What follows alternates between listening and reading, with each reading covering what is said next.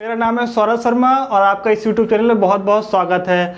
एक बहुत शानदार वीडियो लेकर के आए हैं आप सभी लोग के लिए, जो बच्चे इस साल क्लास 10th में गए हैं और जो बच्चे इस साल क्लास 12th में गए हैं। CBSE की बात कर रहा हूं मैं, ठीक है। CBSE ने एक नई गाइडलाइन निकाली है केवल इस साल के लिए। उन्होंने पेपर के पैटर्न में कुछ चेंजेस किए हैं, तो वही चेंजेस क्या किए हैं वही चीज़ मैं आपको लोग को समझाने के लिए आया हूँ। तो ध्यान से देखिएगा, पूरी वीडियो समझ के जाइएगा, ठीक है। मैं उन बच्चों की बात कर रहा हूँ जो अभी भी वो लोग सो रहे हैं, उनको कुछ आइडिया नहीं है कि CBSE ने नई गाइडलाइन निकाली है और कुछ बदलाव किए हैं। इसी वजह से प्यारे बच्चों, तो जाग जाइए, समझ के जाइए कि क्या गाइडलाइन निकाली है, क्या बदलाव किए, सारी चीज़ें समझ के जाइएगा, ठीक। सबसे पहले देखिए, आपका जो दोनों लोग के लिए बात कर रहा हूँ, जो क्लास 10th में, जो क्लास 12th में है, ठीक है। देखिए, जो पेपर कंडक्ट कराएगी CBSE बोर्ड, वो दो पार्ट में कराएगा। जो टर्म, पहली चीज़ तो टर्म 1 में होगा और दूसरा चीज़ टर्म 2 होगा। देखिए, पहला होगा टर्म 2, दूसरा होगा पहला होगा टर्म 1, दूसरा होगा टर्म 2, ठीक है। दो पार्ट्स में पेपर आपके कंडक्ट होंगे।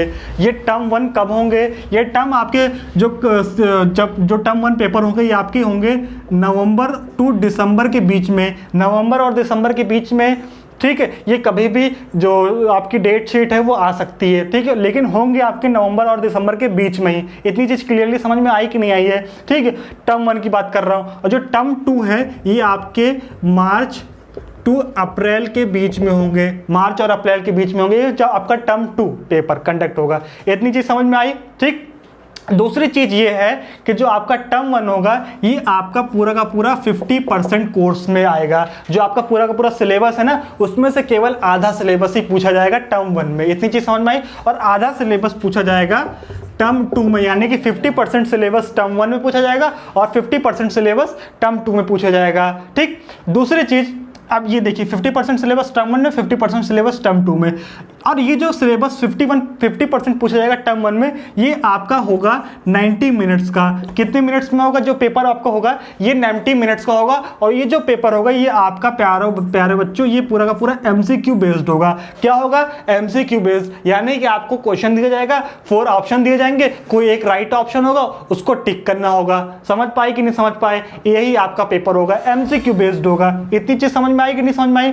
ये आपका 90 मिनट का होगा, MCQ बेस्ड होगा और 50% कोर्स में पूछा जाएगा। अब यहाँ पे सोचने वाली बात है, देखिए MCQ का मतलब, यहाँ पे देखिए जो बच्चे हैं वो सोचते हैं कि MCQ का मतलब टिक ही तो लगाना है, इधर उधर से पूछ के टिक लगा देंगे। लेकिन ऐसा नहीं होने वाला है कि आपने टिक लगा दिया तो आप हो गया। लेकिन आप अपने आप को देखिए कि देखिए, पहली चीज़ तो आप 9th क्लास कैसे पास होके आए हैं, ठीक है, कि आप कि कितनी पढ़ाई हो पाई है। पेपर वैसे भी कैंसिल हो गए थे कोरोना की वजह से, आप लोग तो पास हो गए, लेकिन आपने नॉलेज कितनी ली है तो आप ये भी तो सोचिए। तो 10th में भी अगर आप इसमें टिक लगाएंगे MCQ में, तो आप क्या नॉलेज ले पाएंगे? कुछ भी नहीं ले पाएंगे ना। वैसे भी आपका 50% सिलेबस ऐसे निकल जाएगा। इसीलिए 50% सिलेबस आप सीखिए, वो चीज़ है क्या, इसीलिए मैं बता रहा हूँ। तो इसको आप समझ के करिएगा, ठीक है। MCQ है, ऐसा नहीं टिक लगा दिए देख के, लेकिन समझ के करिएगा इसको। और जो आपका मार्च अप्रैल में होगा, ये आपका सब्जेक्टिव होगा। क्या होगा? सब्जेक्टिव होगा, यानी कि इसमें MCQ नहीं आएगा। इसमें आपका वही 1 नंबर का क्वेश्चन, 2 नंबर का क्वेश्चन, 3 नंबर का question, short question, long question, वैसे पूछे जाएंगे इसमें, ठीक है। समझ पा रहे हो? सब्जेक्टिव आपको इसमें पूरा का पूरा क्वेश्चन आंसर रिटर्न करना होगा, लिखना होगा, ठीक है। समझ पाए? और ये आपका 2 घंटे का होगा। कितने घंटे का? 2 घंटे का होगा। पूरा का पूरा पेपर 2 घंटे का होगा। टर्म 2 पेपर होगा। इतनी चीज़ समझ पा रहे हो कि नहीं समझ पा रहे हो? यही आपका मेन जो है, यही बदलाव है। इतनी चीज़ क्लियर है? अब यहाँ पे एक नई चीज़ और सीखिए।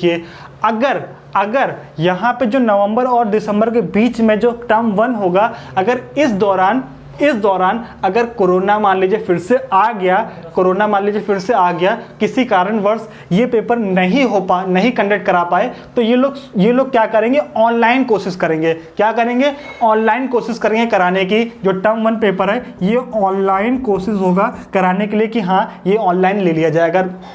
कोरोना कोई बढ़ गया, ठीक है, तो ऑनलाइन होगा। अगर मान लीजिए बहुत ज़्यादा सीरियस कंडीशन हो गई, ठीक है, कि ऑनलाइन भी नहीं कंडक्ट कराया जा सकता, तो ये पेपर आपके क्या होंगे? कैंसिल कर दिए जाएंगे। ये पेपर क्या होंगे? आपके कैंसिल कर दिए जाएंगे। तो आपका जो पूरा का पूरा आपका रिजल्ट बनेगा, तो ये इस पर डिपेंड करेगा टर्म 2 के मार्क्स के ऊपर, कि आपने टर्म 2 में कितने मार्क्स ऑब्टेन किए हैं, उस पर डिपेंड करेगा। साथ ही साथ आपके जो यूनिट टेस्ट होते हैं ना, यूनिट टेस्ट, उनके ऊपर भी पूरा का पूरा डिपेंड करेगा कि जो आपके जो रिजल्ट बनेगा आपका टर्म 2 और यूनिट टेस्ट जो भी यूनिट टेस्ट होते हैं उनके बेसिस पे आपका रिजल्ट बनेगा। अगर ये पेपर कैंसिल हो जाता है, ठीक है, अगर इस दौरान भी कोरोना आ गया तो आपके, मैं बोल रहा हूँ ना कि आपके जो भी यूनिट टेस्ट हैं, आपके जो भी प्रैक्टिकल के नंबर्स हैं, जो आपके यूनिट टेस्ट आपने पाए, जो आपका बिहेवियर है, जो आपका सारा का सारा जो आपके यहाँ पे टेस्ट हैं, जो भी आपकी कॉपी के मार्क्स हैं, सारे के सारे उस बेस पे आपको फिर रिजल्ट आपका बनाया जाएगा। ठीक है, तो ऐसा मत सोचिए कि कोरोना आ गया कि कैंसिल हो जाए पेपर, नहीं, तो आप लोग फिर वही 9th वाला हाल हो जाएगा। इसीलिए सोचिए पेपर हो और आप लोग पेपर दे के अच्छे से पास होके, मेहनत करके पास होके जाइए। तो यही आपका पैटर्न है, तो यही आपका MCQ आएगा, सब्जेक्टिव होगा, 50-50 मार्क्स का होगा। समझ पा रहे हो कि नहीं समझ पा रहे हो कि नहीं?